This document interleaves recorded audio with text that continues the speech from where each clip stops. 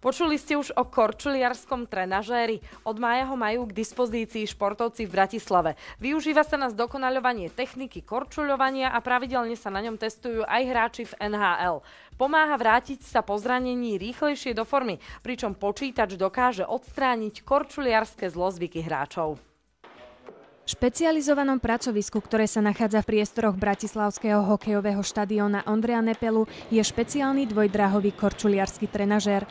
Je to pomôcka pre hokejistov. Sa nám podarilo vybudovať v Bratislave na tejto novej aréne najmodernejšie hokejové centrum v Európe ako také, ktoré pozostáva z niekoľko simulátorov, tzv. Trenažérov. Máme ako jediný v Európe dva špeciálne korčuliarske trenažére, ktoré sa využívajú na zvýšenie a zlepšenie efektivity a techniky korčulovania.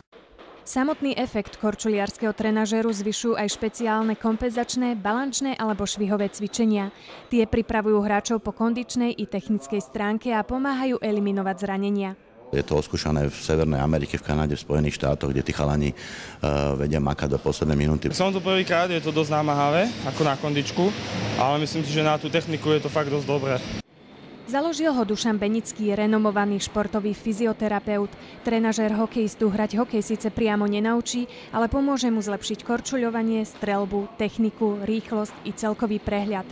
Treba tam stále robiť nohami. Nedá sa tam vlastne zastaviť a iba sa viesť na trojnožke, jak sa hovorí.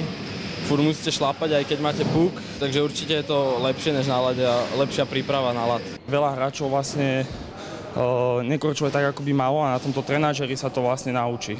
Určite, ide sa na tom ťažšie, viac sa do toho musí zaberať. Vlastne nedá sa na tom odviezť ako na normálnej návade. Treba furt ísť, jednoducho. Aby sa predišlo úrazom, hráči sú pri korčuľovaní na trenažéri doslova zavesení za ochranné pásy.